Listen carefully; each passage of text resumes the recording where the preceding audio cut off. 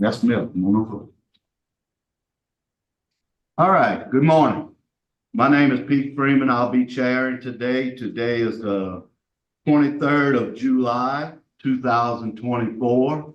Today we'll be having a revocation hearing in Orleans Parish Prison. Is there anybody in the room with you, Charles? No, sir. Okay, well, that's okay. Okay, Charles, today we're gonna have your revocation hearing. What we're gonna do is I'm gonna read your violation. You plead guilty, not guilty, guilty with a statement, or not guilty with a statement, okay? Yes, That's sir. all you do is plead at first, and then after we get going, I'm gonna ask you some questions. So at first, just plead, one way or the other. Have the revocation form to verify. All right, I know. Charles, did you sign your revocation questionnaire? Yes, sir. Okay, do you have it with you? No, sir. I forgot it in my cell. Okay, we're gonna put it on the screen. You just tell me if that's your signature. Yes, sir. That's my signature. Okay. All right, thank you. Okay, I'm gonna introduce the staff. With the staff at headquarters, identify yourself. Francis Avenue. Okay, and like I said, I'm the chair, Pete Freeman. Remotely, I have with me Ms. Renatza and Mr. Prater. Okay, we will be your panel today. So we're gonna go on and get started if there's no more preliminary information we need to get. Charles, you were charged with you were arrested by the New Orleans Police Department on 1/5/115/24 for aggravated flight from an officer, domestic abuse battery, possession of a firearm or weapon by a convicted felon, aggravated assault with a firearm, violation of a protective order, and resisting an officer. You pled guilty to resisting an officer. The charges of aggravated flight from an officer, domestic abuse battery, possession of a weapon by a convicted felon, and aggravated assault with a firearm were refused. How do you plead to this charge? I plead guilty to the resisting arrest. Okay, so the rest you plead innocent, correct? Yes, sir. Okay. And then the last charge is, okay, you also are charged with violating a protection order on 4/24/24. How do you plead to that charge? I would say I plead not guilty because that's the same charge that But we're gonna get to that. I'm gonna ask you the questions, okay? okay, sir. And then you're currently $315 in arrears. You were supposed to be 9/23 you were supposed to start paying on 9/1/23, and not one payment has been made. How do you plead to that charge? I would have to plead that I'm guilty with a statement. Okay, that'll work. All right, Charles, like I say, I've been assigned your case today. I'm gonna be leading off with the questions. Charles, tell me what happened. What went on in that call? Well, I had just lost my son on 8/2 of last year to brain cancer. And man, his mother wasn't seeing eye to eye on a lot of things because she felt like it was my fault that my son ain't have insurance. So when he died, I was lack of money. I had just got a job and I couldn't really give her a lot of money to pay for the funeral. And then we just had a lot of misunderstandings and it led up to me coming to prison. Okay, tell me what went on at that quick stop? What happened? Did you have a gun? No, sir. Okay, why would her and her daughter say you had a gun? Man, because my stepdaughter, like they always would rule against me. Whatever their mother said, they basically gonna go along with it. And like I said, like she was really grieving from our son's death. And Correct. Yeah. I'm about to get married too, Mr. So at your forget I'm about to get married and I and my fiance don't see eye to eye at all. So I guess being mean to me. All right. Well, you know, I'm gonna tell you now, I looked at that tape, which was a long tape. We got body camera from the police officer. The young lady was definitely very upset, but I'm gonna tell you what caught me on that tape now. That little boy walked out the house not knowing what was going on, and the minute they said gun, he described that gun to a T that you had, and they had never told him what kind of gun you had, but he described it. Tell me why that boy would know what kind of gun you had. I don't know. I don't live at the residence, sir, so I really can't say why would he say that. And I never was shown a body cam footage because when she let me call the police, I was at work, sir. Okay. All right, and like you said, you ended up pleading to resisting an officer. Yes, sir. Did you put your hands on her? Did y'all have a fight? No, sir. That's why all my charges were dropped. And it should have an affidavit from her saying her reasons online on me in my file. Well, I don't have that affidavit and I don't see her here today. Where's she at? She at home. I got my affidavit and all my printout from my parole officer. It's upstairs in my cell, showing on my behalf when she signed the affidavit and everything for me. And have you worked since you got out? Yes, sir. I was working for Health and Service Cleaning Solution. Okay, why you didn't pay any fees? You had too much going on with other bills with your son and stuff? Yes, sir. And I'm still backed up right now. Yeah, I'm not that worried about the money. The money's not the main offense here. I'm more worried about whether you had a gun or not. I have no further questions. Do any of my colleagues have any questions? I don't. Okay, Mr. Do not. Frank? Okay. I do not have any. Okay, like I say, I was assigned your case today, so I'm gonna vote first. And I'll be honest with you, I think you had a gun. And you also pled to resisting an officer. That's one thing y'all don't realize, that any plea of guilty is a plea of guilty. So that I find that you violated your parole in that you pled guilty to resisting an officer, and also that I think you had a gun. That's my vote. Mr. Prater? Yes, I agree with you completely. I vote to revoke. Ms. Renatza? Mr. Anderson, I'm truly sorry about the loss of your son. I know that's hard to deal with, but I do agree with my colleagues. I do believe you had a gun. You pled guilty to resisting. My vote today is to revoke your parole. All right, thank you, Mr. Anderson. Good luck to you. Reapply as soon as you're eligible. You'll get a letter saying when you're eligible. I was about to say, so revoke it, what that mean that I have to do all my parole term? So you'll go back and do so much time and then you'll become eligible again. Huh? But, oh, he didn't turn around and walked out? Close out of Orleans. Okay, we're closing out in Orleans at 9:12.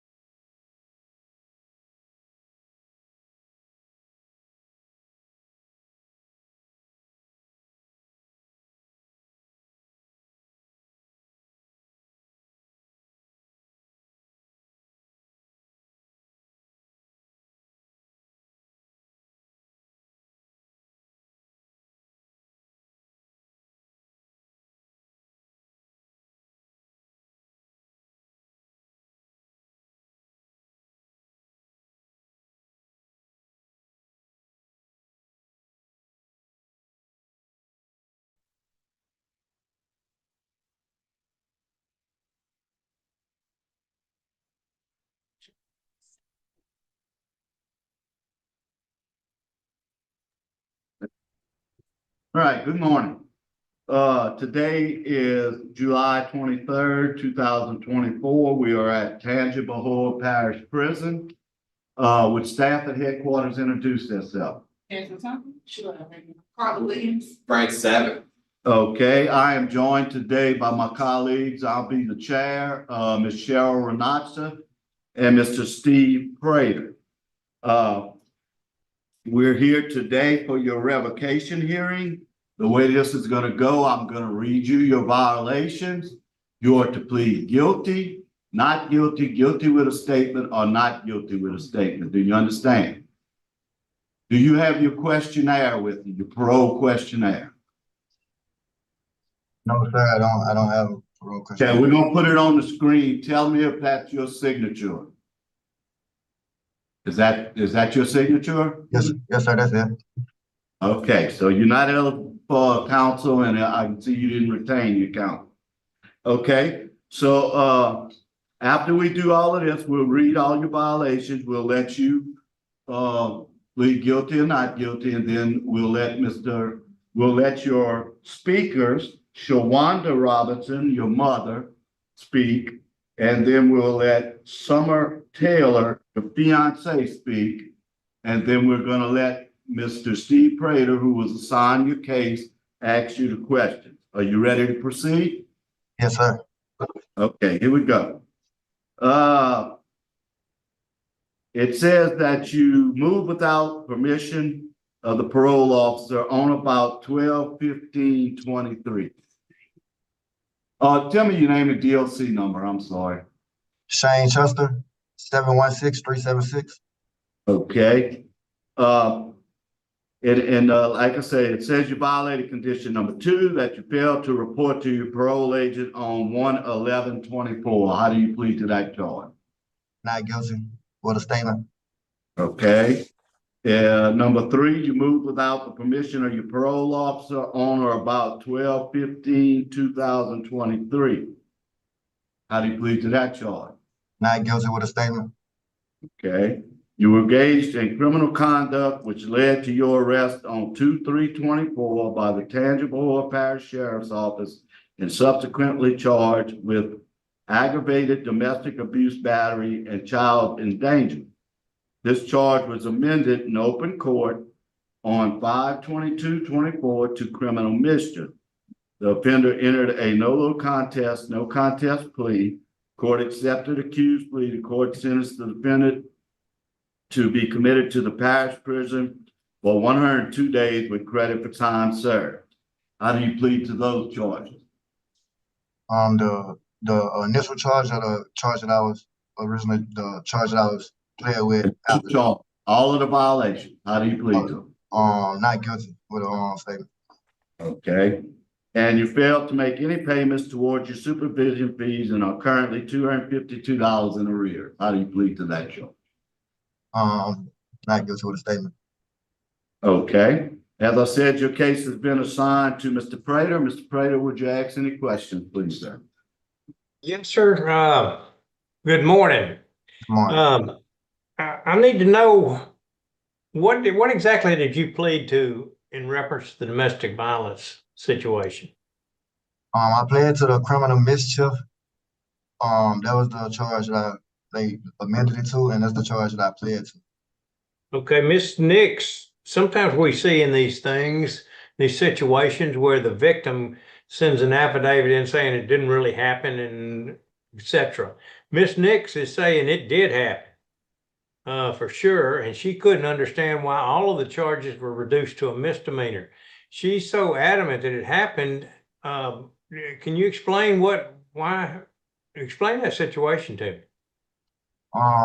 To be honest, I came home and I came home, well, the situation is basically because I moved on. I got with somebody else and she started calling the police, and that was it. I was never around her. I had a restraining order that was placed on me that I didn't know about in October. I think that's when the charges was pressed in October. The one with a restraining order, something was like that was placed, and I had to move from that address. But I have a recording where she was talking to my lawyer, and she said she told my lawyer, she stated to my lawyer that she did not want to proceed with any charges She did not want to see me just sitting in jail for a year if I didn't have to sit in jail for a year and I didn't do anything. She wanted to help me out the best way she could. That's what she told my lawyer. I have all of those recordings on file. I have everything on file when she stated that to my lawyer. Who cares? Her son was present also and said the same thing. Her side of the story. I mean, I never even had a statement, anything from him. Like, I never read anything, heard that he had a statement. I have never heard anything about this. It was just so far of her. That's all I've heard. I never heard anything else about it. So I don't know how to answer that question. I wasn't nowhere around at the time of the situation that this happened. She found out I was with someone else, and that's what happened. She called the police on me, and she said that I abused her by strangulation, and I guess the kids was at the house. I don't know, to be honest. If I was to say I was gonna flash out at somebody, what does that mean? I just tell them like what's basically going on, like let them know like about the situation that's going on, like so they have a clear understanding of what's going on. That's all it means. The term flash out? Yeah, like flash out, I'm gonna flash out and let you know exactly what's going on, like what this means. That's all it means. It don't mean anything else. Like, I'm gonna tell you exactly what's going on with the situation. That's all it means. Okay. All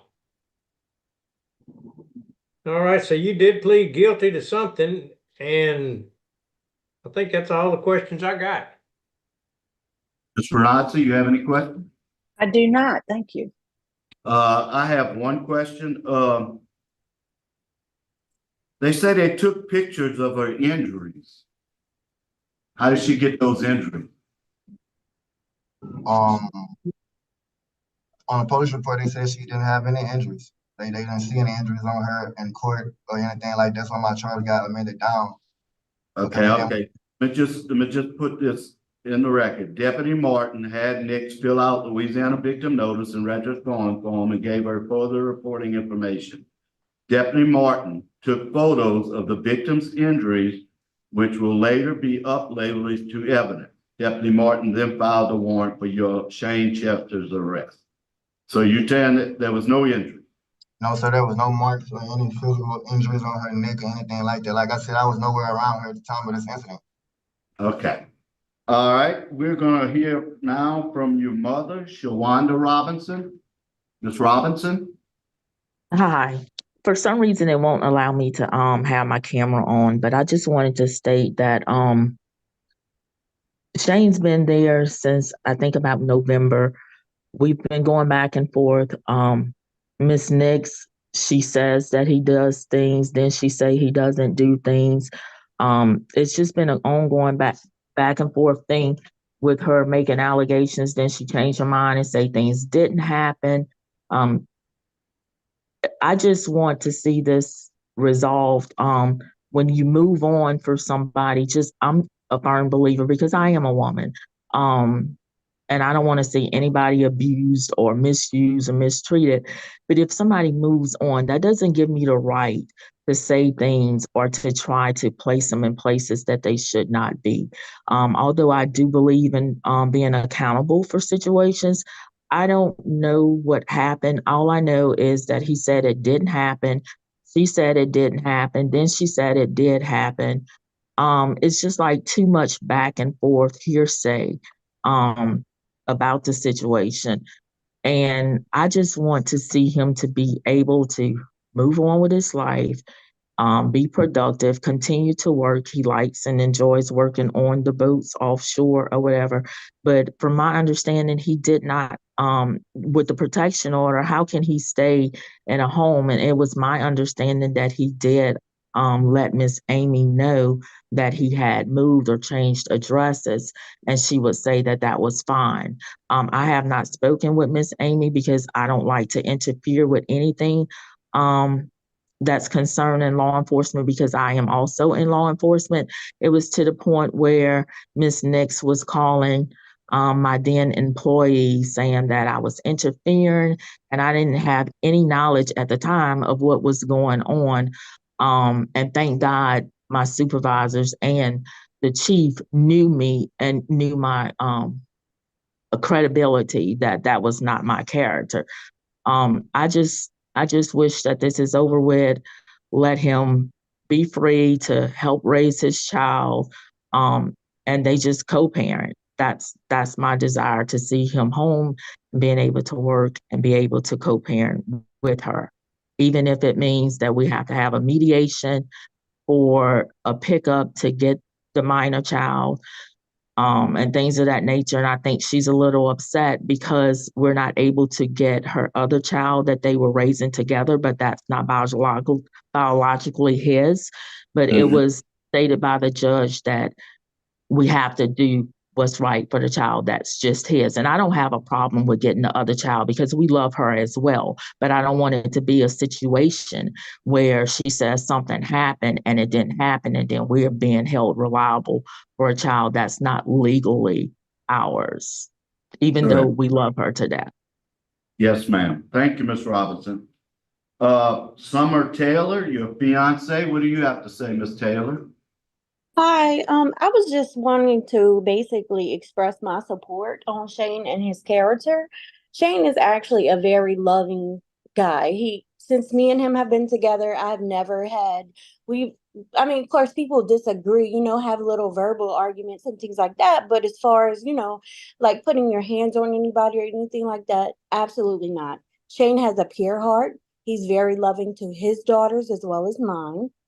He's definitely a bonus dad to my girls as well. And we definitely would like to just see him home. He's a very hardworking man. That's all he did was go to work and home every day since he's been with me. As far as Miss Nix, and I don't personally know her. I don't know the situation at hand. I know she was sending police to my house stating that Mr. Chester had was calling her basically and saying that he was sending threats to her, which definitely was not true. But I just hope y'all can find it in your hearts to let him come home. Okay. All right. That'll do it for the testimony. Are we ready to vote? Yes. Okay. Mr. Prater, you'll go first because you had the case. Yes, sir. I think that after reading his parole record, the notes from the parole officer, and the fact that he pled guilty to something, even though he's saying it didn't happen like it says, the lady's adamant about it and writes it up at length that it happened and that she's scared of him because that it happened. And I say again, he pled guilty to something, and the notes talks about he had a bad attitude and was that sort of thing from his parole officer. So I vote to revoke at this time. Okay, Ms. Renatza? Yes, I do agree with Mr. Prater. The record is very clear that something did happen. He pled guilty to criminal mischief in court. So my vote today is to revoke. And I agree with my colleague. My vote is to revoke. Good luck to you, Mr. Chester. Oh, okay, with this, what would I have to do off my parole? If I'm being revoked today, what would I have to do? Like, I mean, I have 3 years left on parole. So what would I be doing off my Get a letter in the mail telling you your time, okay? All right. All right, so we are closing out at Tangipahoa Parish Jail at 9:35.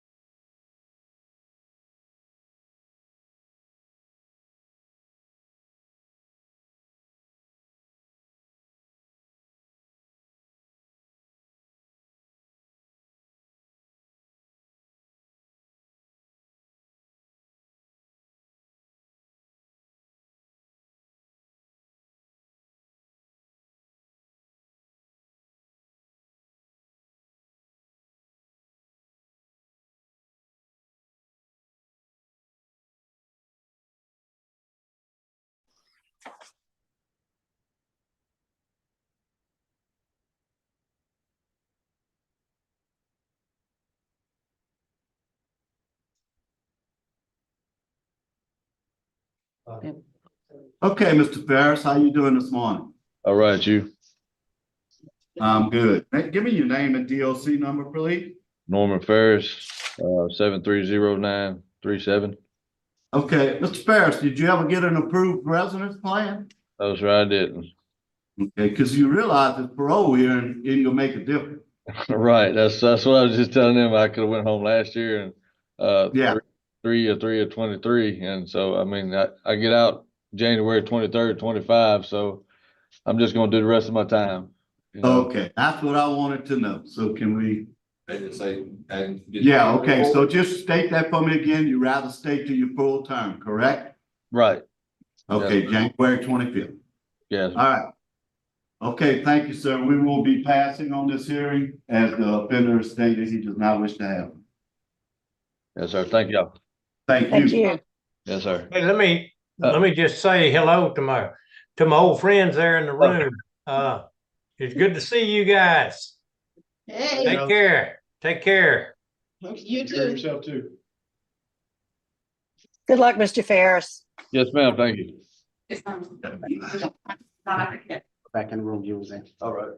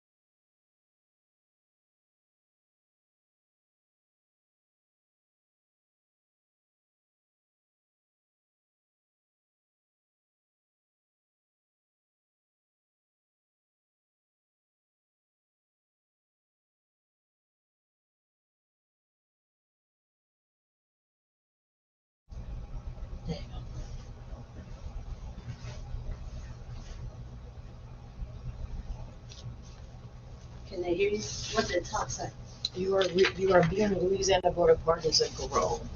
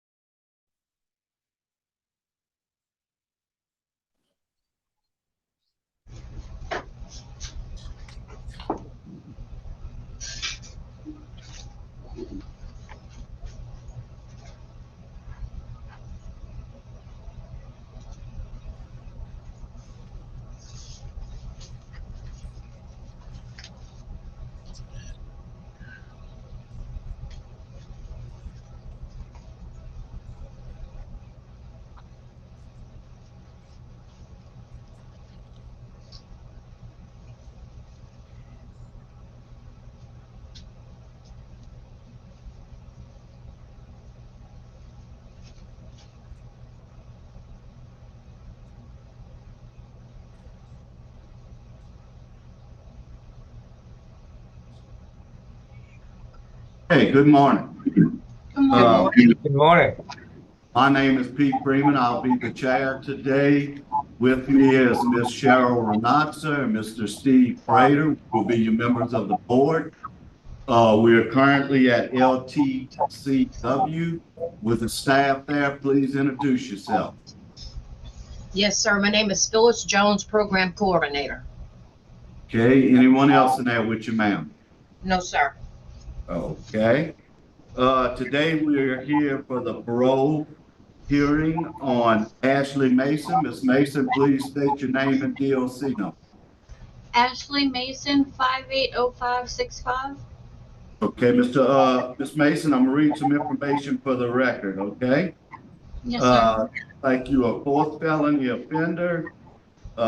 You're in for third offense, habitual offender theft, third offense, habitual offender theft, probational technical, possession of bureau, in the orphan, probation technical theft, possession of GABAPENTIN,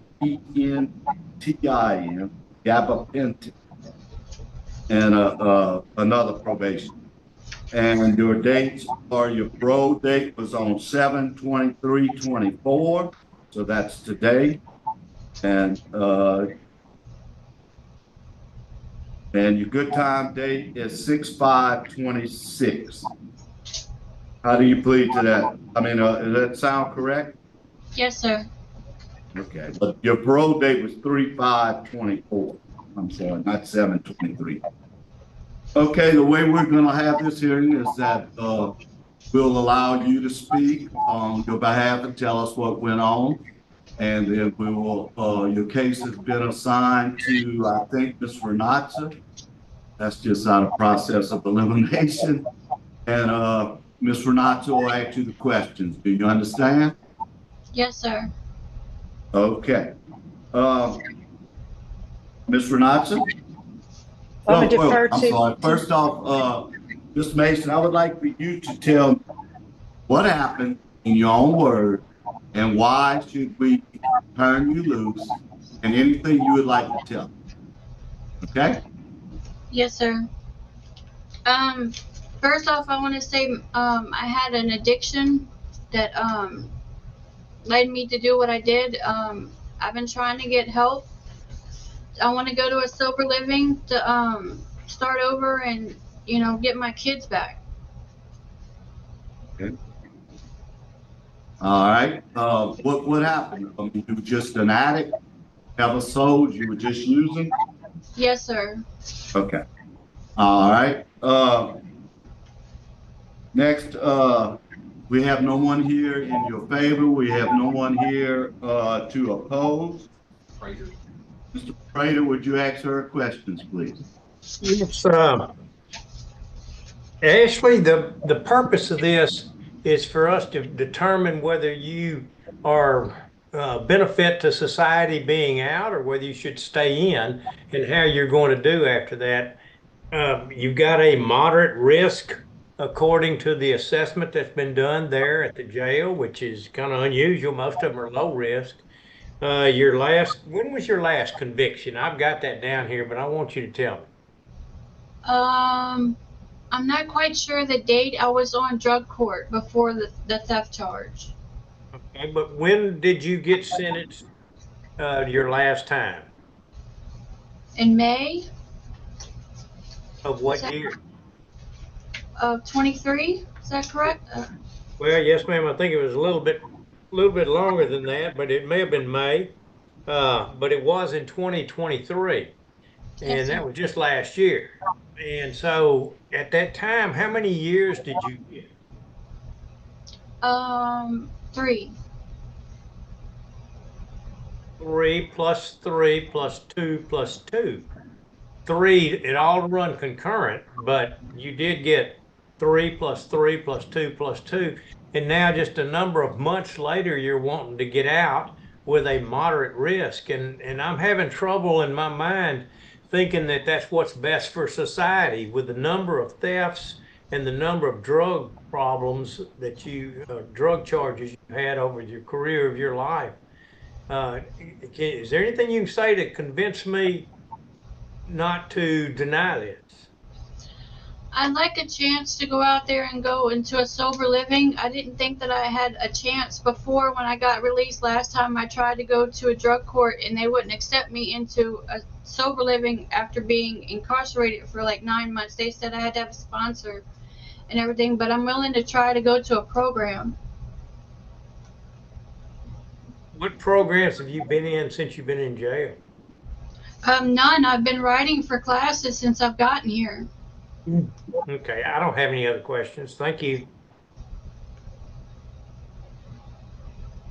Mr. Renata, do you have any questions? I have a couple. You mentioned that the reason you're here is you had an addiction. Yeah, I've been sober 1.5 years now. When's the last time you had a drug test? I haven't had the opportunity to take one. And you mentioned you want to get back to your kids. How many kids? I have 5 And where are they? with my aunt. And how old are you? I'm 39. And how old are, what's the age range of your 5 children? The oldest is 13, the youngest is 7. Stair steps, huh? Yeah. So, and they're with your aunt, is that it, Jenny? Yes. When's the last time you talked to your children? It's been 1 year. Since you've been in jail? Yes. I haven't When's the been last able, time you spoke with your aunt? since when I got arrested. So what do you think you need to do to stay clean and sober? I need a program. I need a step in the door. Like before, I had no support. You know, I don't want to use. I want to be with my kids. I want to stay sober. I want to do the right thing. I just need a chance. Well,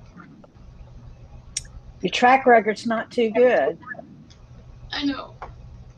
And I'm sure It seems like when I get in trouble and I do the wrong thing, I try to go to do the right thing, but just things just don't fall in place for I can accomplish my goal, you know? have you ever had any treatment for your addiction? Ever? Somewhat, yeah. I had What's that mean? I had outpatient drug court. I've been into hospitals. Did you ever complete a program? Yeah. I went to 3 months in rehab and I came out. I just didn't have anywhere to go. Where would you go now? I want to go to a long-term, like a sober living, like, you know, somewhere I can get on my feet. All right. Well, I have, you ever had any write-ups since you've been there? No, ma'am. Well, good. That's good. So you're not in any class at all? No, I've been writing since November, and they keep telling me that my outdate's too far, that I have to wait till I get placed in class. Okay. All right. I don't have any other questions. Thank you. Would you object to a DOC inpatient facility? Excuse me? Do you object going to a DOC treatment facility? I will go. You would go?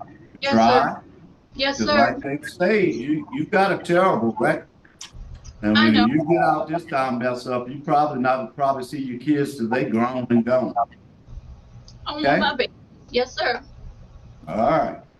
I have no further questions. Is the panel ready to vote? There I am. Okay, Mr. Prater?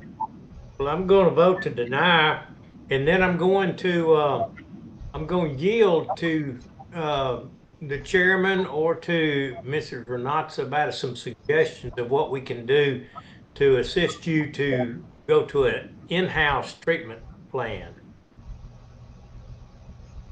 Yes, sir. All right. Ms. Mason, I agree with Mr. Prater. I think I don't think you're ready. I'm glad, my vote is going to be to deny your parole based on the lack of treatment. Now, I think that you're at the facility. LTCW does have a substance abuse treatment program. If we can ask Ms. Jones to help get you in that program, it would be beneficial to you. You don't earn good time, so that's not going to move your out date, but you would, if you go through the program, you would have an opportunity to reapply for another parole hearing. Yes, ma'am. That's all I got, Mr. Freeman. Okay, Ms. Brown, y'all gonna be able to try to accommodate her with that? Sir, Are y'all gonna be able to try to accommodate getting her into the program over there? absolutely, sir. Okay, well, that's gonna be our recommendation, because I concur with my fellows. I think you got the right mindset. Let's go get you some treatment first, because if we don't get you some treatment, you coming back. Yes, And sir. I think you need DOC treatment. I don't think you need it out on the street with distract. So, that's our vote today. We're denying, but we're recommending the treatment. And as Ms. Renata said, you can reapply when you get out, and we'll set you back up, okay? How long do I have to reapply? Like after I do the class, or? We'll have to review your record, but we'll send it on the notification letter about this hearing. Okay. All right, that'll close without an LTCIW, at 10:16. Okay, so they recommended you, they ordered you to class.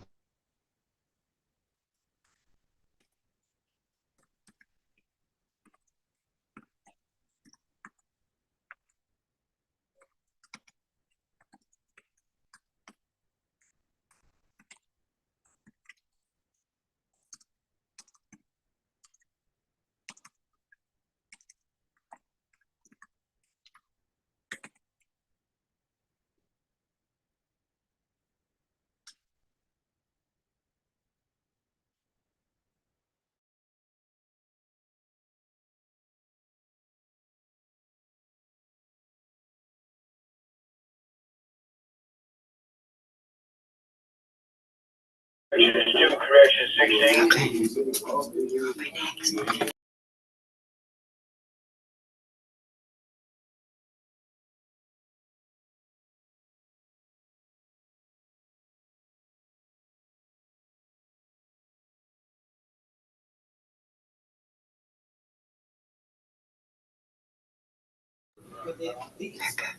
They out there watching you get out.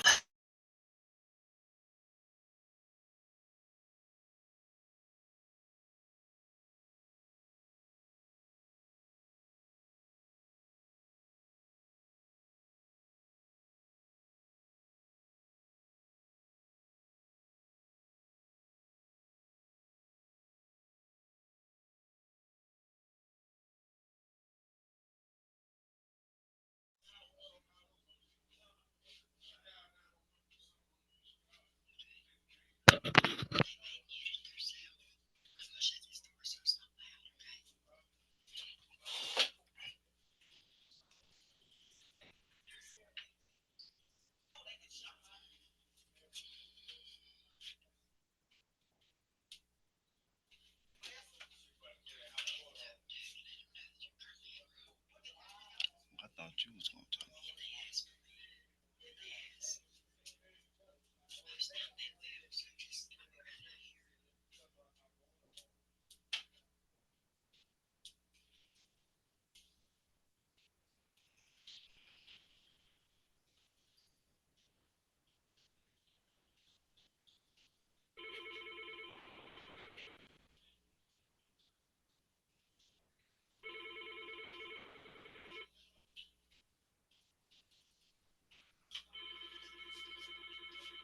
Say, Miss Cathy. Miss Cathy, your phone rang.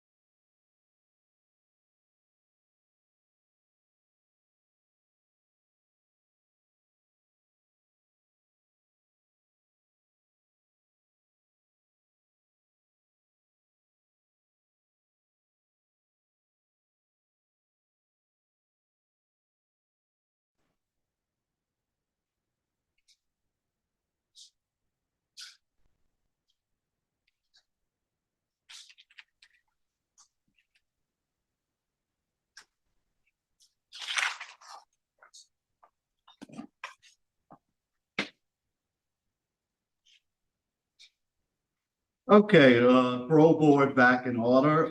My name is Pete Freeman. I'm the chair. Today serving with me is Ms. Cheryl Renatza, Mr. Steve Prater. We will be having a parole hearing on Charles Nelson. Is anybody there with you? Yes, sir. Okay, we were at CATAHOULA Correctional. Would the staff introduce yourself, please? Miss Captain, they want you to introduce yourself. Good morning, sir. Good morning. What's your name, ma'am? Lieutenant Kathy Townsend. Lieutenant Kathy Hamilton. Okay. Ms. Hamilton, while we have you on, is there anything you could tell us about the offender? Well, he's never had any write-ups. When he does class, he pays attention in class really good. He is currently enrolled in risk management phases 1 and 2. We've never had no problems. Okay. He's very respectful, very polite. And you were Lieutenant Hamilton. Yes, sir. I run the law library and Zoom court here. Okay, thank you, ma'am. You can put him back on now. You're welcome. Okay, Charles, can you give me your name and DLC number for the record? Charles Nelson, 369630. Okay, Mr. Nelson, today we're here for your parole hearing. I'm gonna read some preliminary information into the record. After I'm finished reading that information, I'm gonna allow you to make your statement, okay? Yes, sir. All right, listen to what I'm saying and make sure everything's correct. Your name is Charles Nelson, DOC number 369630. You are a fourth offender. You have a parole date of 5/19/21, a good time date of 6/7/37, and a full term date of November 19th, 2037. You're serving a total of 22 years for habitual offender, PWID cocaine, possession with intent to distribute heroin, possession with intent to distribute hydrocodone, and then they habitual offended you. Does that information sound correct? Yes, sir. Okay. All right. I have been assigned your case, so I'm going to ask you the questions today, Mr. Nelson, and then we will let Mr. Randall Myers, who is here in opposition, ADA for Jefferson Parish. We'll let him comment, and then we'll vote. We'll let my other members ask questions, then we'll vote. Okay, Mr. Nelson, how long have you served on this 22-year sentence? 8 years, 8 months, and 23 days as of today. Okay, how much? Okay, and how old are you? 46. And your educational level? I have a GED. You got it while in prison? On my last incarceration. Yes, sir. Okay. Okay, Charles, go on and tell me what happened. Why were you dealing drugs and what was going on, and why should we let you out today? Well, it started when I was young. At age of 12 years old, I started selling drugs. And I said, that's the worst decision I made in my life because it kind of ruined my life. It was like we was going through hard times, my family and I. But like when I made that decision, it's just like that lifestyle have a life of its own. And I realized that this time incarcerated that was the worst choice and decision I ever made in life. That's why I'm going through I went through all the things I went through and why I'm at where I'm at today. But I made the decision that, like, since I've been incarcerated, not to participate in none of that no more, because it's too hurtful and painful to everybody, my family and myself. And it's like making that choice and decision, it ain't good for nobody. And it just when I went back and looked at my life, that was caused all the problems I went through to this day, dealing drugs. And if I wouldn't have never made them choices or decisions, I wouldn't be where I'm at today.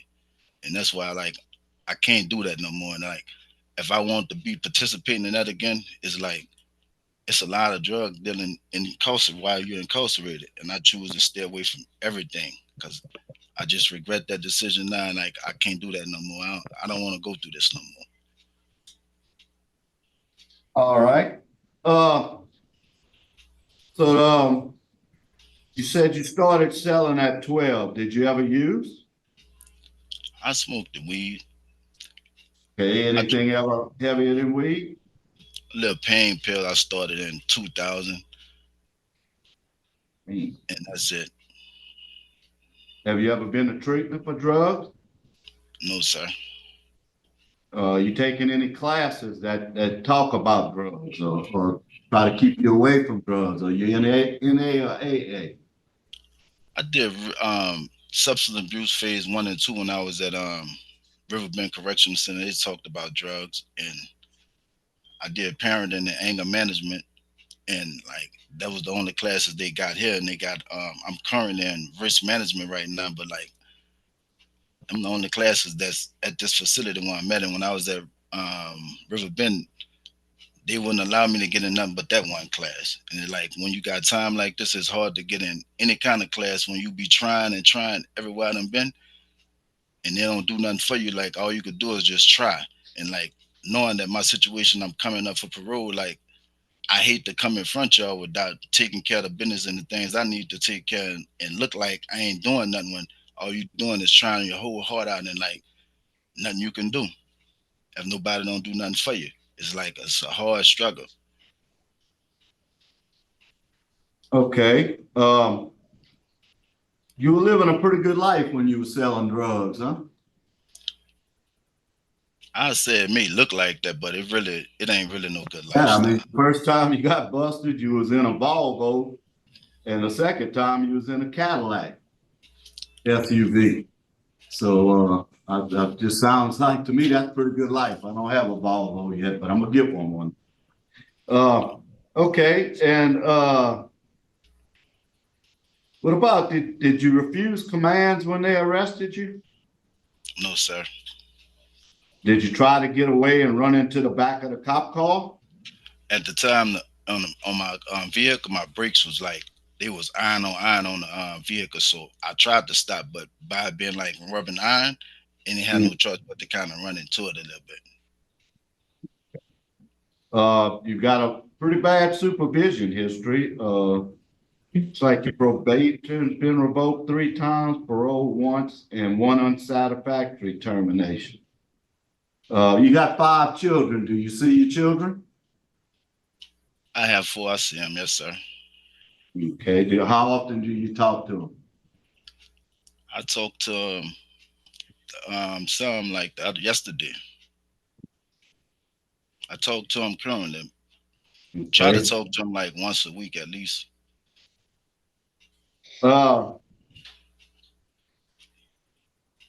Let's see. Where are you gonna live? I'm going to move in Slidell by my mom. Okay. Where you gonna work? I'm gonna work for Carrollton at the seafood place. My nephew or the manager at. I'm gonna be a like forklift driver. Okay. How you gonna stay sober? Stay away from drugs. I ain't gonna participate in none of that. And if y'all want me to go to any kind of classes or AA meetings or Drug Dealers Anonymous, I'm willing to participate in anything to keep me on the right track. Because I don't want to participate in nothing wrong no more. I regret all the decisions and choices I made because it's like it hurt me to this day.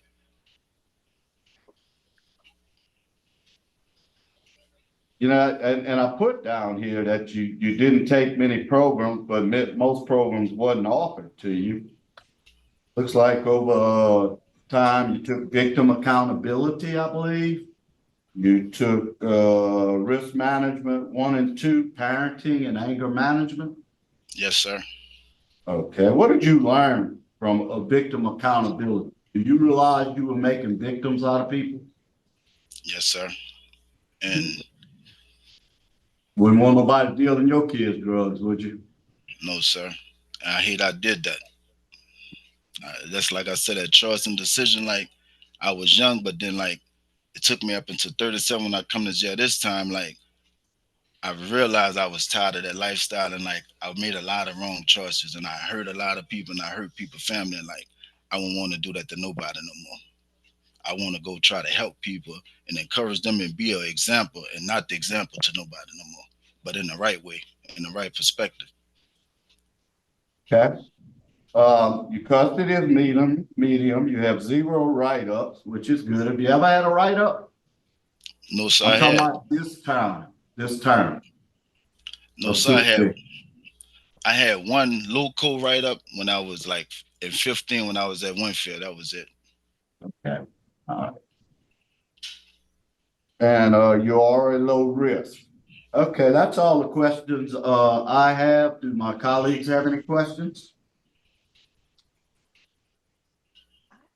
I just had one.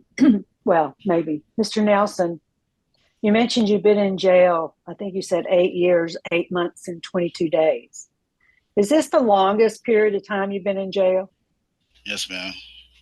Other than this time, what was the longest amount of time you spent in jail? My last incarceration, I did like 6.5 years.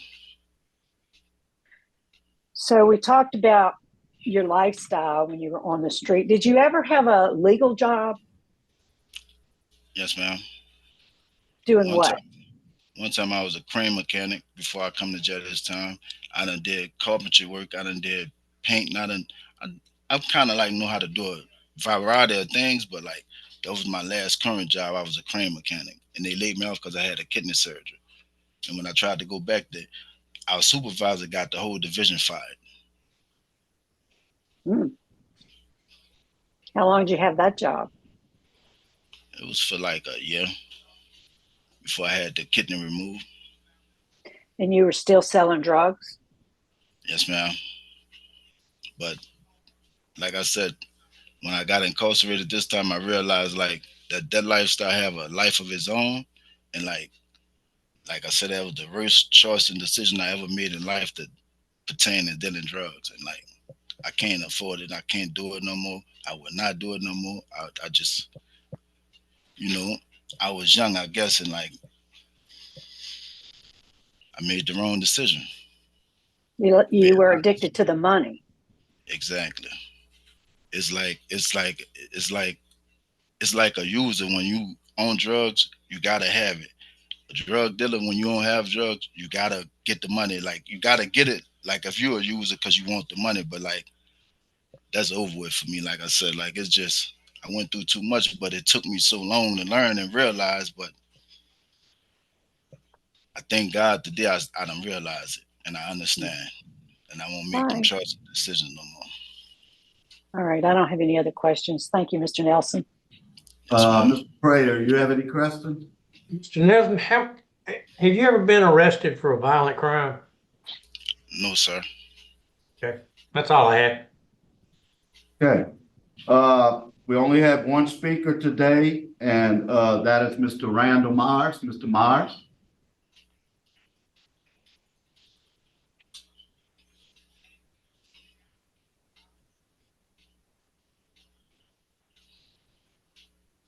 Like you froze. Sir. Sorry, I think I'm here now. Can you talk now? Yeah, y'all hear me now? Yes, go ahead. Yes. Okay, sorry. We're opposed at this time. He's extensive criminal record with a 15-year history of drug offenses. He's only served 8 of his 22 years sentence, and his supervision record has been 4. He was last denied because of lack of programs. He stated why he hasn't taken sufficient programming since. And maybe he can get some help getting into some additional programs. But the big concern I have is his comment that he would go to substance abuse if y'all want me to. He needs to want to go. I think he needs long-term substance abuse before he can be considered for parole. So for those reasons, we're opposed. Okay. All right. All right, is the panel ready to vote? I am. Okay, I'll go first today since you were my case. Mr. Nelson, you gave a very good interview. You know, you're very intelligent, man. Of course, you had to be if you was handling those kind of drugs and dealing and stuff. Pretty smart fella is what I'm trying to tell you. And you know, I kind of believe that you are maybe past your drug dealing days. But the simple problem I got is you haven't done but 8.5 years on a 22-year sentence. And we got to get you some more programs. So I'm gonna request that we get you moved to a place with programs. But at this time, my vote is to deny. Mr. Prater? John? Feel like that you did give a really good interview. You sound very sincere. Been in 8 years on a 22-year sentence. I gotta think, since you've not committed any violent crimes and you've served this amount of your time, I'm willing to give you a chance. I'm willing to grant. Okay. Ms. Renatson? All right, Mr. Nelson. I enjoyed hearing you speak. I know you know, sometimes we hear pretty canned responses where people tell us what they think we want to hear because others have coached them in that regard. I don't think that's the case in your case. I do believe that you would benefit from some substance abuse treatment, as the DA has said, inpatient long-term substance abuse treatment, because you need to learn why you were addicted to the money.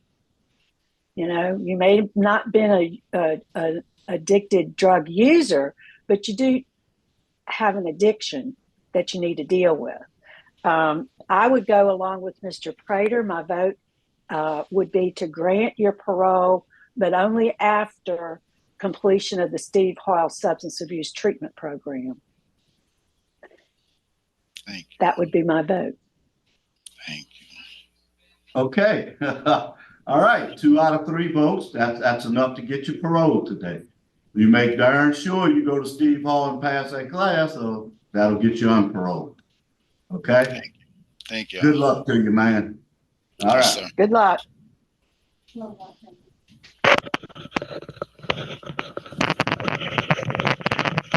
Oh, closing out there at right? 10:42. Yeah, 10:43.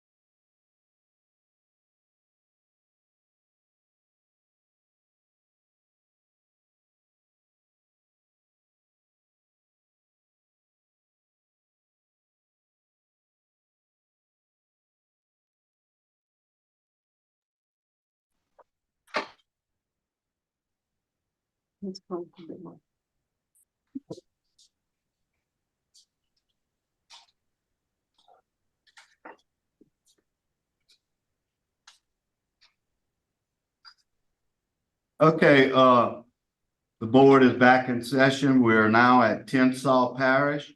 Would any staff at Tensas introduce themselves, please? M lit, M as in Mary, LITT lit. Yes, ma'am. Okay. And what is your job there? Some of everything. I do court, I do property, and I do hearing.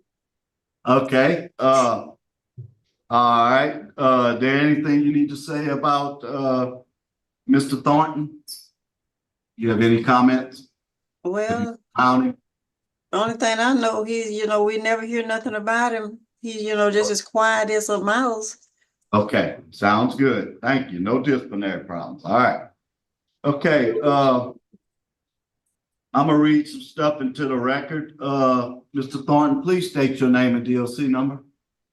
Willie Thornton on DOC number 470039. Okay. All right, Mr. Thornton, you are a second-class offender. You have a parole date of 2/27/22. Good time date of 8/16/2034 and a full term date of 2/27/35. You were sentenced for racketeering, habitual offender, distribution of cocaine, attempted conspiracy, distribution of heroin, cocaine, and possession with intent to distribute cocaine. And you had a total sentence of 20 years. Does that sound correct to you? Yes, sir. Okay. The way we're going to start this hearing is we're going to allow you to tell us, why were you doing the things you were doing? What were you doing? And why should we release you today? Okay. You want me to start off now? Because I can speak now? Yes, sir. Oh, well, the reason why I was doing those things, I was caught up in the things I had gone against with my peer group and my neighbor, and I just was lost. I never tried another avenue or another opportunity. I just was doing things I did with my peers and my the guys I grew up with in the neighborhood. That's how I got caught in the racketeering. I was in my late teens to early 20s when all these things was going on. During my incarceration, I had a lot of time to think about it. I lost a lot of family members, and I'm just trying to get on the right track. I don't change my heart. I look at things a lot differently now that I did. I've been down 10 plus years. My heart just changed. My mind is way different. Trying to go in a new environment around new people and surround myself around positive people, positive attitudes. Just give myself a chance to do right. Get on the right track. Okay. I had to what have you done to prepare yourself to get out? What you said, sir? What have you done to prepare yourself to get out? Oh, I had the opportunity to work at Camp Minden for the United States military, and it made me be responsible. I was able to I was working from 6 o'clock in the morning to 4 o'clock in the evening for 40 hours a week. So it made me responsible to go to sleep at night, to get up, to follow safety protocols, dealing with diesel gas, dealing around heavy machinery. I built my bond up with my family good. I've been on my religious studies. I got other avenues, a lot of other things. I don't communicate with the people I used to be around. I just been trying to be positive. I always be positive energy, positive attitude. Okay. All right. Mr. Myers, what do you have to say? Yes, ma'am. And they just started with him. Okay.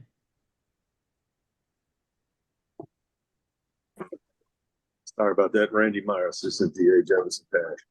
We're strongly opposed to Mr. Thornton. His peer group that he discussed is the Harley Hustlers gang. That gang had subsets, which was Murder Squad and YBS. They were involved in drugs, theft, violence, murder. He's only served, he said, 10 years of a 20-year sentence. In his limited programs that he's taken, in the 2 years since his last denial in 2022, and he was denied because of lack of programming and job skills. Sounds like he may have gotten some job skills, but no additional programming. He's only had partners in parenting, reducing angry feelings, and risk management phase 1 since the last hearing. For those reasons, we're strongly opposed to his request. Okay. Mr. Thornton, your case was assigned to Mr. Prater. Mr. Prater, please ask any questions that you have. So, Mr. Thornton, I can see why your name was Baldhead. That was your gang name, right? Yes, sir.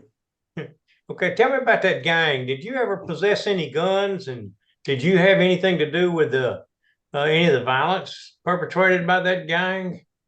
I never was a violent offender, but I did have possessed guns before. I never did any violent type of crimes though. Never was a violent offender. Okay. And so the indictment was for 2005 through 2015, I think. Yes, So sir. that 10 years of were you involved in that gang activity for 10 years? No, a lot of the times I was incarcerated during those 10 years. I was incarcerated. I wasn't out there the whole time. I was incarcerated when it started for Katrina. I was incarcerated 2005 when it started. All right, and you don't have a good time date, so you just have your parole eligibility date and your full-time date. So, and you were denied parole in 2022, and you applied for a rehearing and granted that, and that's why we're here today, correct? Yes, sir. And I had completed a lot of more programs. I did computer programs, all type of programs, a long list of programs, more than what you see. So Because I was in classes when I did the last hearing. So you've completed more programs since the last hearing than what we've talked about today? Yes, sir. I had did a reentry class on the computer. I volunteered for that. That was on business management, anger management, parenting. Really, everything that the Steve Hart program offered, I did it. That's why I didn't do the Steve Hart program, because I was doing the same classes out of the Steve Hart book. I did everything that they offered, that I was assigned to do at all these facilities. Everything they had offered, I did it. Everything they got here, I completed it already. And I had worked for 9 months for 40 hours a week for the United States military at Camp Minden. Okay. How Zero long have you been trouble. in jail right now? I've been in jail 10 years. November will make 11 years flat. This coming November? Yes, sir. November 18th. It'll be 11 years. That's half your sentence. Is that correct? Yes, sir. Okay. I don't have any more questions. I have a couple. Mr. Thornton, you were what did you do at Camp Minden? What was your job? I was in a transitional work program, because when I had wrote him, I told him I needed a job transfer, so I did things like set up events, take down events. I did maintenance, landscaping. We did woodwork, gravel work. Like I said, I was working around diesel, heavy machinery, and by me working for the United States military, everything had to be precise and neat. And I learned a lot out there. I learned a lot out there, picking up fences, all type of stuff with wood. It was a lot of work, but it was beneficial. Well, good. I see you moved to TENSAS in October of last year. Yes, ma'am. Why?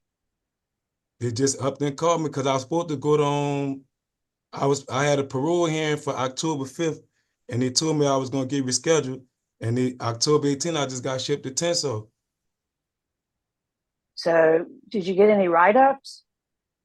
Talking about at Minden? Yeah. And I want to say in February of 2023. Okay. What was that for? What'd you get written up for? Me and the officer just had got into an argument. I don't know. I think it was disobedience or something like that. Mm-hmm. Did you go to like DB court? No, I did just have this transfer. I went to DB court. Yes, ma'am, I did. I went to DB court. And what was the penalty? Huh? What was the penalty? I just had lost the job. That was it. I didn't get no penalty. Lost it. That was it. So you lost the work release job? Yeah, it was only a 90-day thing, and I stayed for 90 months, so I really was over. But that's what happened. Yeah, I lost the job. So you're telling me you got taken out of the Camp Minden program because of write-up? Yes, ma'am. Okay, that's what I was getting at. Usually, we don't see you get removed from work release unless there's an issue. And I sat on your last panel, and I do see where we suggested that you get some job skills training. So I'm glad you were able to do some of that at Camp Minden. Now, one thing you said to us is that you took all the things that the Steve Hall program offered were in various prisons where you've been, because they did the same programs. And I want you to know that's not, I don't agree with that statement, because the Steve Hoyle program is very intensive substance abuse program, and that's like you do that full time. So thanks for talking to me today. I appreciate it. I don't have any other questions. Ma'am, excuse me. Yes, ma'am. His family's trying to get on with the number that was written down here for the family to support. And it's, yes, ma'am. They keep calling, say they won't let them in, say the host will let you in soon.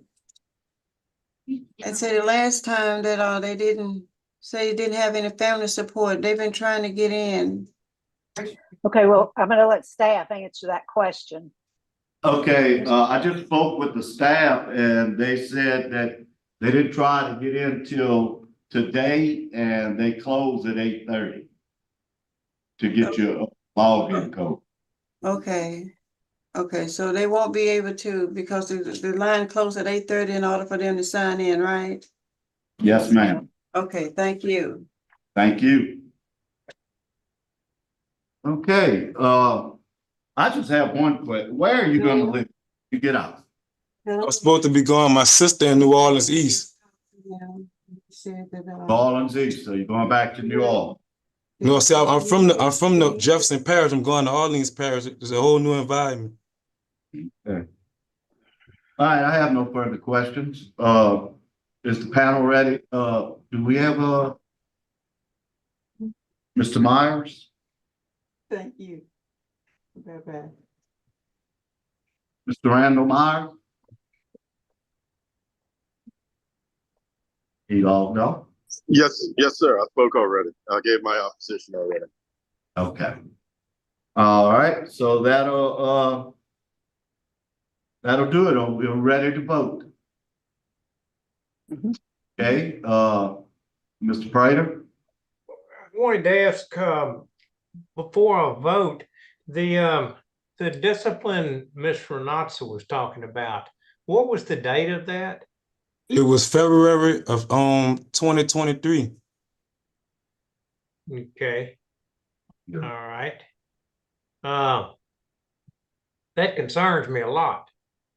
And the fact that it was a conspiracy, I know what kind of work goes into an operation like this, convictions of so many people in charge with conspiracy.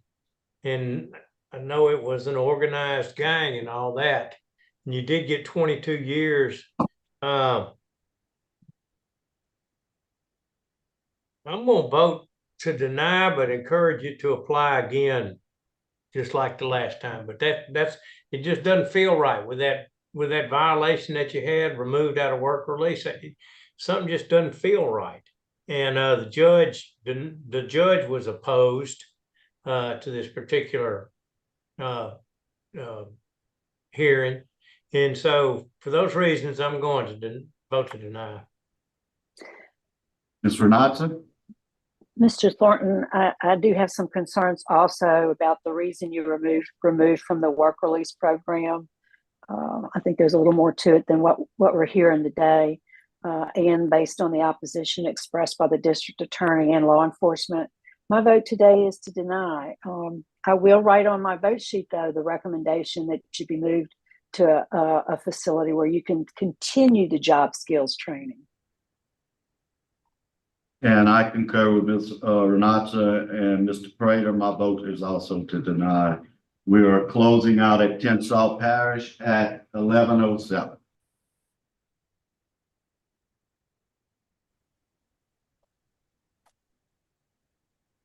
Give me no change, man.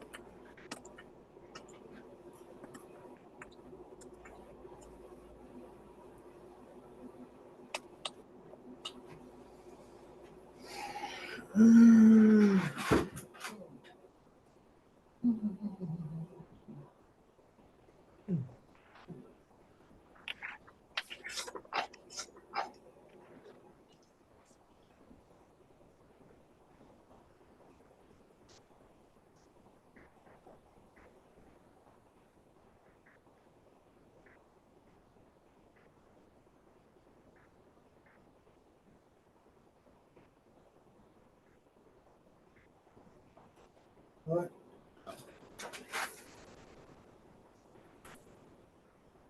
This deal. The host has opened the breakout room. Please wait to be assigned.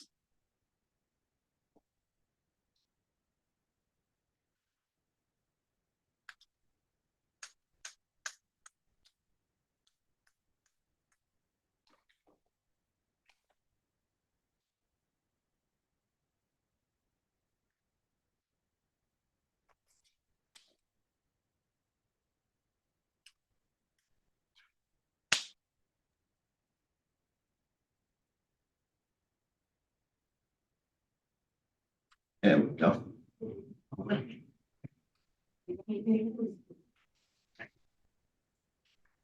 Okay, we're gonna call the parole board back to order. My name is Pete Freeman. I'm the chair. With me today, I have Ms. Cheryl Renatzer and Mr. Steve Prater. Would anyone at Union Parish, please, any staff there? Sir, what's your name? Yes, sir. Sergeant Hill.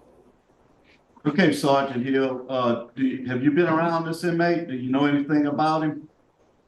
And no, sir, not really. I just know that he's not been a problem. If I don't know him, that means he's not a problem. Okay, that's what I want to know. No disciplinary problem. No, sir, not that I know of.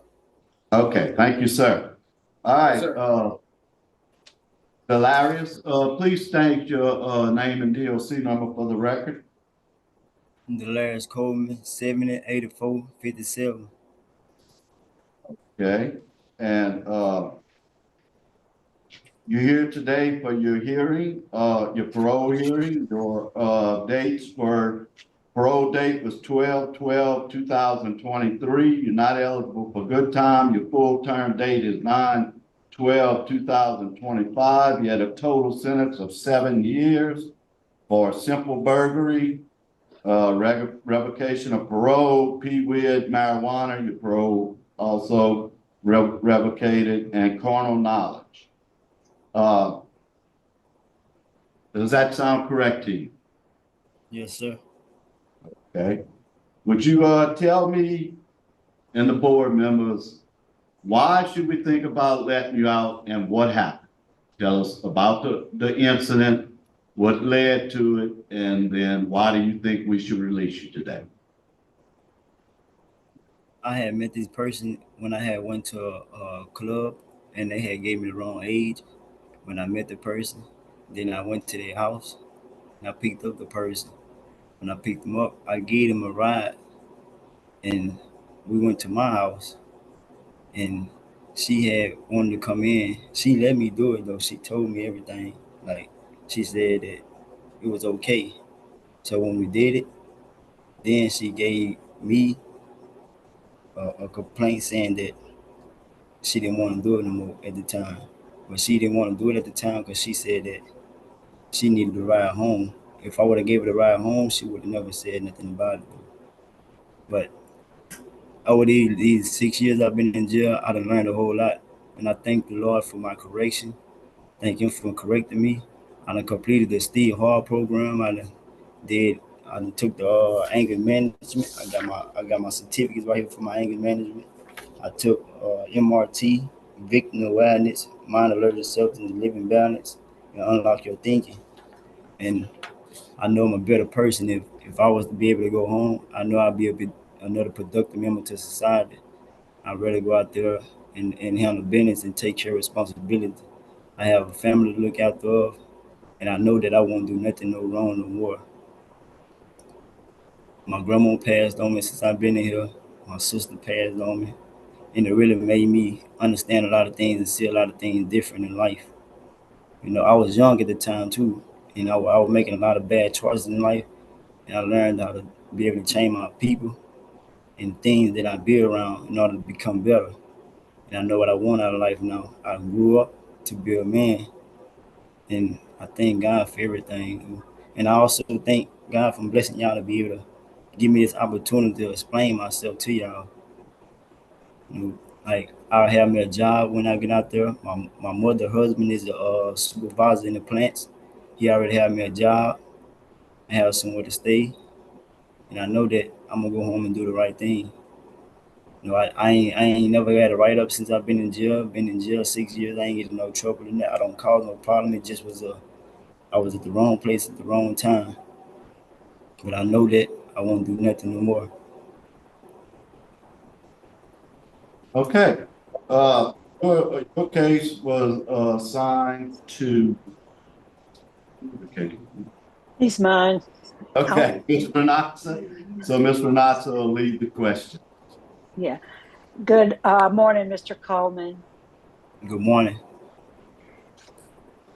Mr. Coleman, you indicated that You met this girl at a club, Yes, ma'am. and you said she gave you the wrong age. Yes, ma'am. Well, how old? What age did she give you? She told me she was 19. Then I asked her again. She said 17. I never knew how old she was or nothing. I still And don't you were, even know. how old were you at the time? At the time, I was 20. I just had turned 20, going on 20. You But just turned on 20. yeah, when I was coming to jail, I came to jail a couple months for my birthday. So when she said 19 and then she changed it, you didn't think something was wrong? She changed it I afterwards. know. That's what I'm saying. You didn't think something was wrong?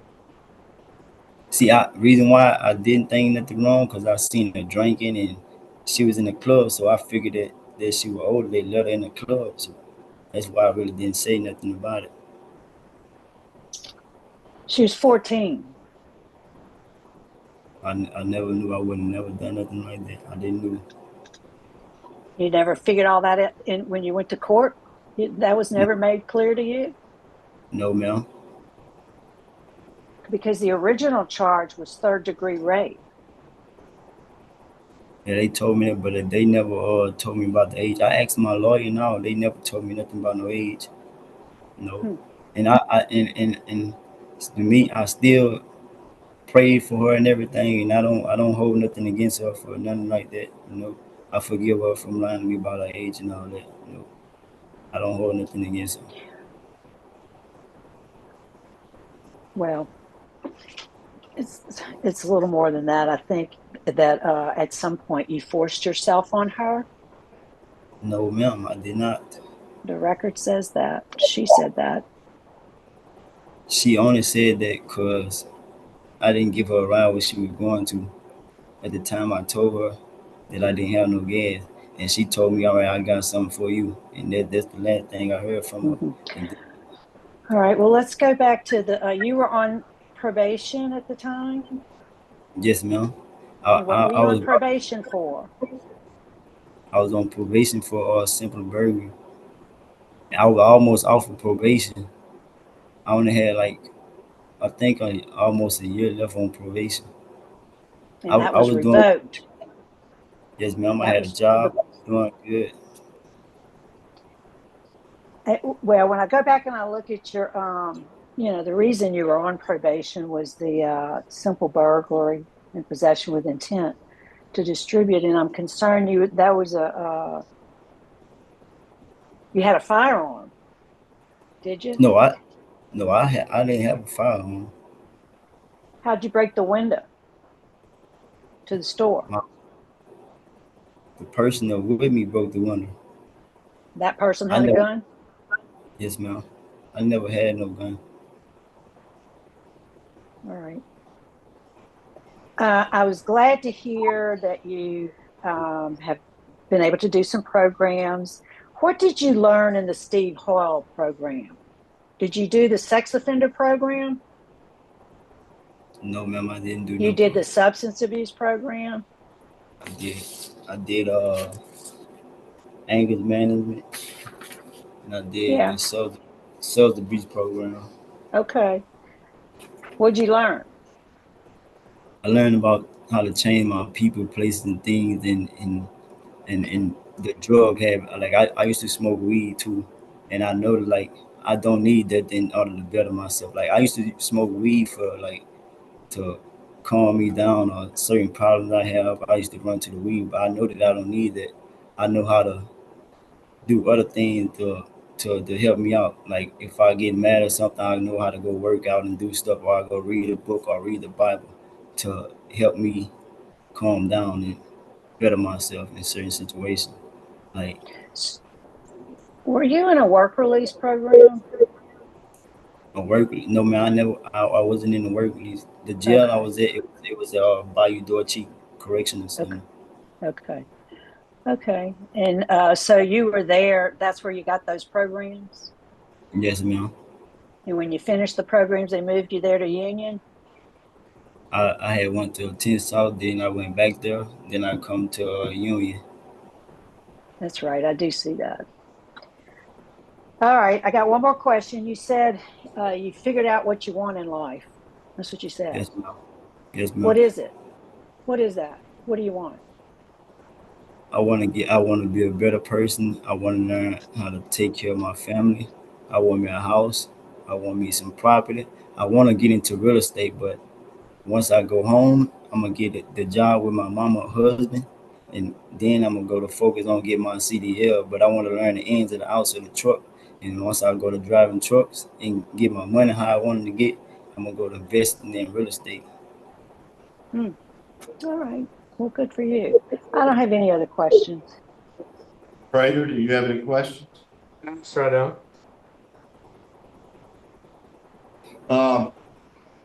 So you're gonna live with your mother, you said at first? Yes, yes, sir. Okay, I don't have any questions either. Is the panel ready to vote? I'd like to do an executive session briefly. Okay, there's been a motion for the executive session. Would you call the roll, please? I second, by the way. Sharon Austin, Yes. Steve Freeman, Yes. Steve Yes. Prater. And we're gonna go to executive session to discuss confidential matters. We'll be back with you in just a second. Yes, sir.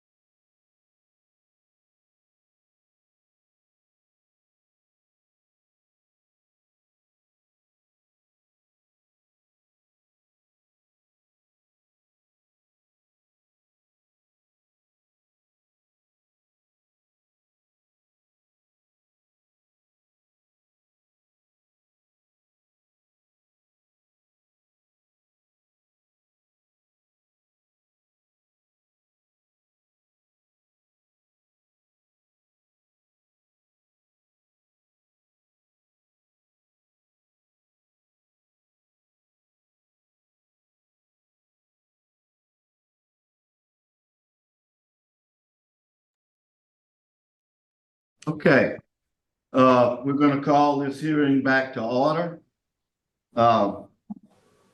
Ms. Renatza, you will be first to vote. Yes.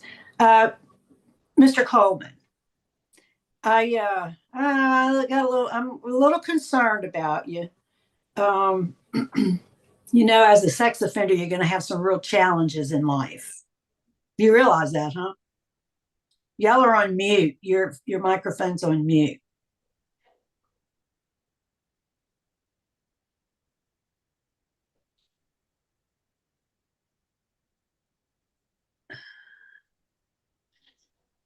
I was glad to hear Sergeant Hill say that you're doing well there in Union Parish, that he doesn't know you, and that means that you're doing well because you're not a troublemaker. I'm real proud of the programs that you've been able to take advantage of. I am concerned about the charges, particularly the sex offense and what happened. Yes, ma'am. I think there was a little more to it than what you're telling us. You have a full term date, which is right at a year away in September of 25. And I would like to see you be afforded some parole supervision so that you have a parole officer that can help you do the things you need to do and understand the things you need to do as a sex offender. So my vote today would be to grant your parole with some special conditions, that you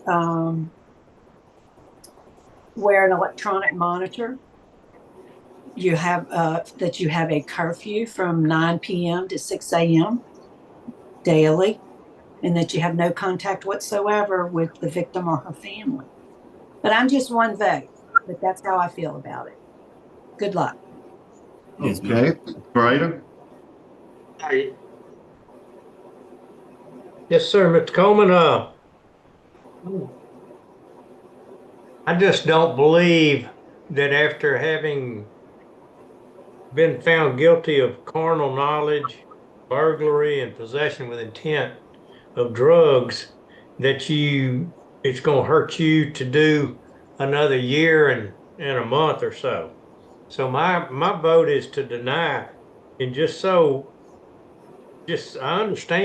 I understand where Ms. Renatz is coming from, because once you get out on your own, you don't have any support. And she's wanting to get you some support, but I just can't go. I just can't vote for it. So my vote is to deny. Okay, so that means my vote counts, Mr. Coleman. You know, I'm like the sheriff in a little bit, but I was with Probation Pro, and I firmly believe you're gonna need some guidance when you get out there to get these things done. Because Yes, if you don't get them done, you'll be charged with another felony for not doing your sex offender requirements. You understand that, right? Yes, sir. And you are not to go around this victim whatsoever. If we ever hear you around this victim, we will definitely bring you back. Okay? Yes, sir. Do Yes, you sir. understand that? And Yes, sir. how bad was it? You said you smoked marijuana. That was it? Or did you do Yes, other drugs? that was it. Okay.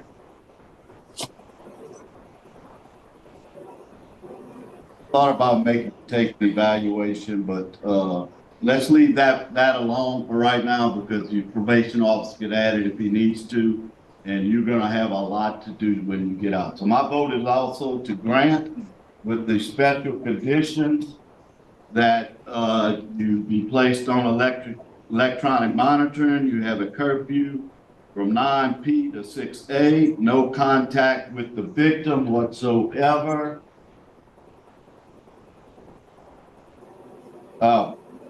I'm sorry, I've just been advised that you needed a unanimous vote, so you've been denied today. I'm very sorry about that, but they just told me. So you have one vote against, your parole has been denied. But keep doing what you're doing. You're doing a good job. Yes, sir. All right. Jeff, also come on in.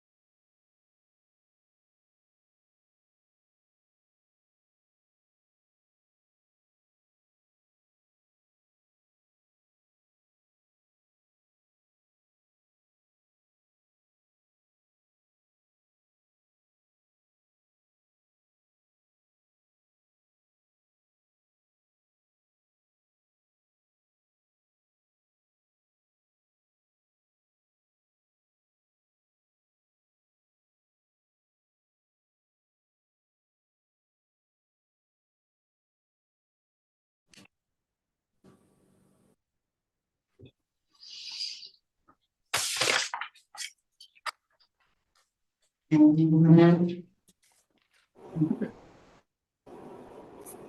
right, parole board is back in session. My name is Pete Freeman. I'm the chair. With me today is Ms. Renata and Mr. Steve Prayer. Would any staff at Union please introduce themselves again for the record? Yes, sir. My name is Sergeant Hill. All right, Sergeant Hill. Have there been any disciplinary problems with the subject? None that I am aware of. All right. Any problem? No, sir. Okay, thank you. Okay, we're gonna proceed with your hearing today. We got the board's comments. First thing we're gonna do, I want you to tell me what happened and why should we consider letting you loose today?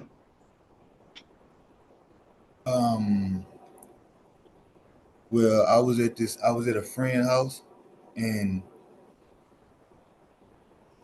I was under the influence and some things happened, and I just want to say that I am held accountable for my actions and I am responsible for my wrongdoings. And I just want to apologize to the victim and their family. And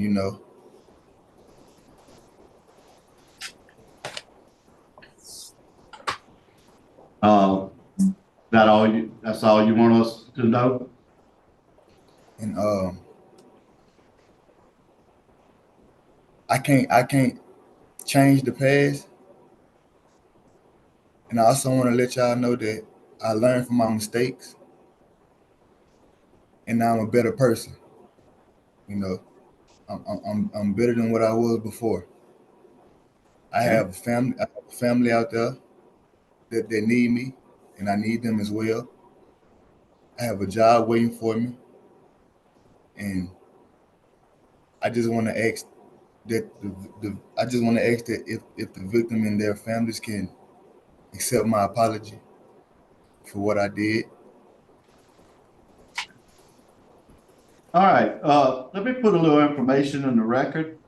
So your name is Christopher Foster. Your DLC number is 717063. You have Yes, a sir. parole date of 7/14/2023. You have a good time date of 10/27/27, and you have a full term date of 1/14/2029. You have a total of a 10-year sentence for the offenses of contraband, carrying a firearm, must be by a convicted felon, carrying a firearm by ST. You were on probation, it was revoked, and then you have the carnal knowledge charge. Does that all sound correct? Total of 10 years. Yes, sir. Okay. All right, I've been assigned your case today, so I'm gonna lead off with the questioning. Mr. Foster, how old are you? 27. And how long have you been in jail on this charge? Since January 2019, 5 years going on 6. Okay. And tell me about the contraband. What was that about? I had got caught with a phone, I had got caught with a phone. Okay. All right. And that was back in what, 2022, 3/21/22? 22. Yes, sir. Yes, sir. Okay. And you was on school ground and you had a knife and brass knuckles. Why did you have that? Was there any threat toward you or what? Why would you carry that? Trying to be loyal to a friend. When we showed up to school that morning, he had told me, he asked me could I hold his brass knuckles for him because he had got into some trouble with the principal and he had to go to the principal's office. And he knew that I never got into any trouble. So I held it for him. So while we were in class, I had some students, some friend students of mine that had took this white boy's wallet out of his pocket. They stole his wallet. The classroom that we was in didn't have any cameras. So they had took his wallet and went to the bathroom and they stripped his wallet down and took his wallet. And when they came back to the class, the student was looking for his wallet. Like I told you, it was no cameras. So we have sheriff officers that patrolled the campus. So they had to come in there and search every student. So in the midst of them searching me, they found brass knuckles on me. So that's how I got hit with that charge right there. Okay, how about a knife? Did you have a knife also, or just brass knuckles? The knife was attached to the brass knuckles. It all came together. Like it was attached to the brass knuckles. Okay. And how old was your victim? Do you know? Your victim? She was 16. Okay. Well, what about the other victim? How old was she? 14, I think. Right. 14. And how old at that time? 21. 21.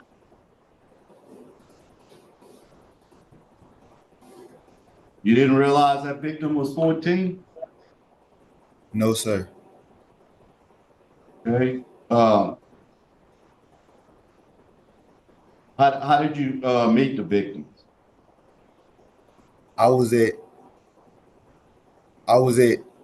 the 16-year-old. I was at her sister's house, and we were all chilling, playing dominoes, you know, drinking or whatever. And she kept watching me, you know, or whatever. And she had told me that she liked me or whatever, you know. And like I told you, I was a real good friend of her older sister and brother. And I had asked her what her age was, and she told me she was grown. And I had asked her older sister and brother what her age was, and they said that she was legal, you know. So, like I say, I was under the influence, and I still interacted with her, you know. That's why I apologize for my wrongdoings, and that's why I asked that if the victim and their families could accept my apology. Okay. Did you force any of them to have sex? No, sir. Okay. One of the victims claimed that you forced her to have sex, so that's not true? It's not true. Okay. I see you have one period of supervision, and it was revoked when you committed carnal knowledge. Yes, sir. The DA is opposed. The offender, your family is unopposed. The victims, one of the victims and her mother, we were unable to contact, and the other victim was unopposed. She said you are her friend. Are you still in touch with one of the victims? Sir?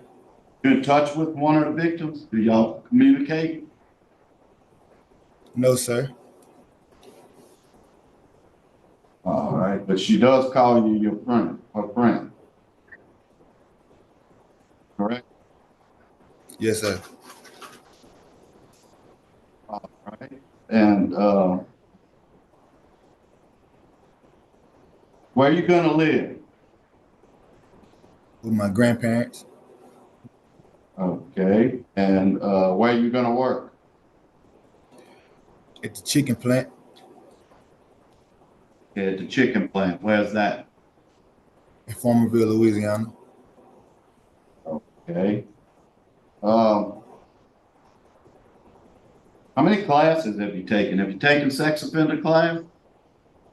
No, sir. But you know, I've been trying to get in them. I was attending GED classes, like stuff like that. But every time I attend the class, I end up getting shipped to another facility. So I never had time to get my GED or nothing like that.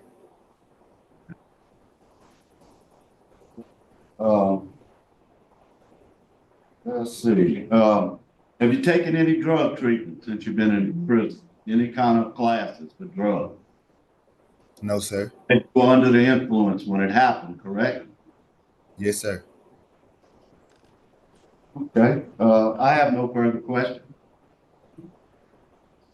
I do. I have a question. I noticed on your in the record you lost 30 days of good time. Why'd you lose good time? Because I got caught with a phone. That So was the you went to contraband. so you lost the 30 days plus you got the prison sentence, 6 months as well? Yes, ma'am. Or was Yes, that ma'am. a different incident? That happened at the same time. Like that's the same thing.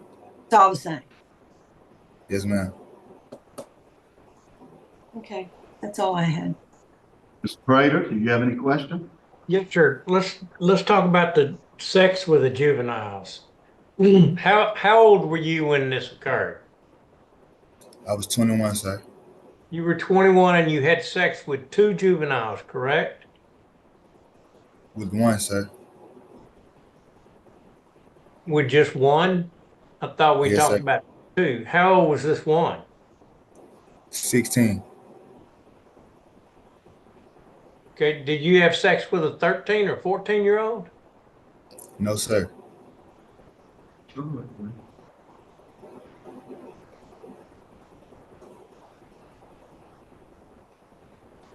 I know it sounds crazy, but the 14-year-old, she was never supposed to be on my case. I really don't know how she still ended up on my case.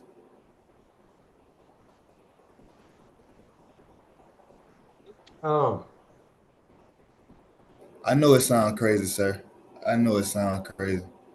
It does because you pled guilty to 2 counts of carnal knowledge of a juvenile. See, that's what I'm saying. I talked my DA. I told him what was going on, and I told him that it wasn't 2, it was only 1, the 16-year-old. And they really was supposed to took that out for my case, but somehow it's still stuck. I don't know how. I don't know how it's still stuck, sir. Well, it did stick, and it's all throughout here. It talks about count 1 and count 2.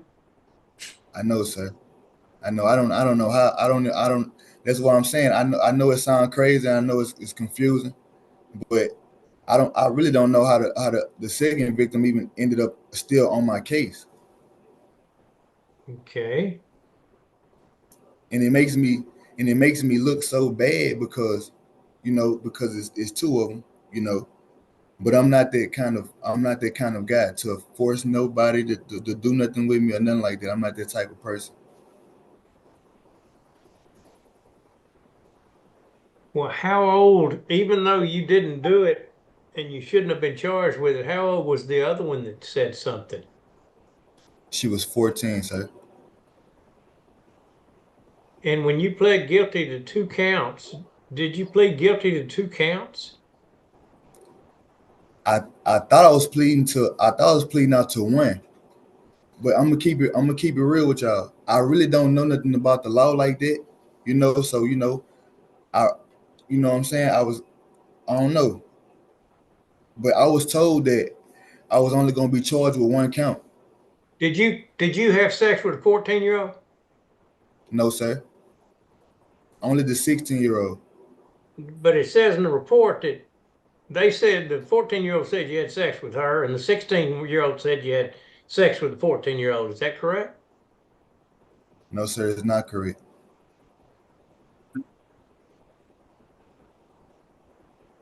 Mr. Chairman, can you help me out here a little bit, or? Yeah, I'm looking, and what it says is that 21-year-old male. No, yeah. MA told Detective Nolan that had sexual intercourse. Crystal Gate. MA also advised Detective Nolan that she was forced to have sex with Christopher Foster. They That's went not into the correct. bedroom, had sex with her 14-year-old cousin. It's not correct. I wasn't forced. And remember when you told me that she said that I was her friend? Why No, would the somebody other say lady was her friend, not her. the The other one? 16-year-old victim called you her friend. That's what I'm saying. So how Yeah. could I? 14-year-old didn't call you a friend. I didn't say she did. I was talking about the 16-year-old. So Okay. how could I? So y'all telling me that I forced the 16-year-old to have sex with me?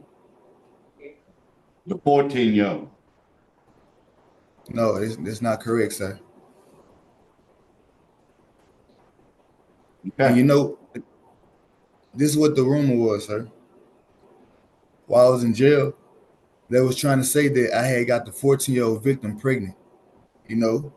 And I'm just trying to figure out, like, where's the child and how I never had sexual intercourse with the 14-year-old, period. That's why I'm lost at and I'm confused. Okay. Because the 14-year-old victim was never supposed to be on my case, sir. Well, we're just telling you what it said in the report. Yes, sir. MA indicated Foster threw her head down on the bed, pulled her pants and underwear down, and immediately had penetration. That is what is in the report. Yes, sir. I understand. I'm not trying to make it seem like Yeah. y'all or the. Yes, sir. All right. Are you through, Mr. Chairman? Yes, sir. Okay, I'm still a little confused about it all because I think from what I read, the 16-year-old even says that you had sex with the 14-year-old. She did. And so I'm just, and you pled guilty to 2 counts. I don't have any more questions. That's it. Okay, so I think that's all the questions. We prepared to vote? Yes. All right, Mr. Foster,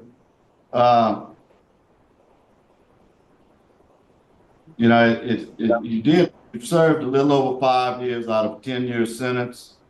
You are a third offender.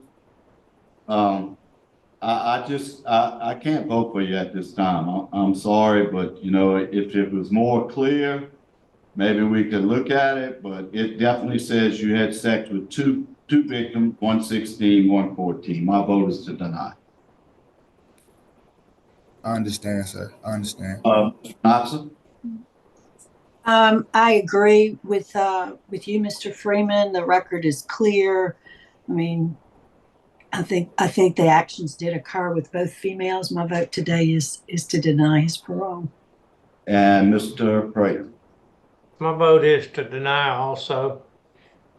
Okay, but your parole has been denied today. You can reapply when you're eligible. That is it for our business at Union Parish. We are closing out at 12:09. Good luck to you, sir.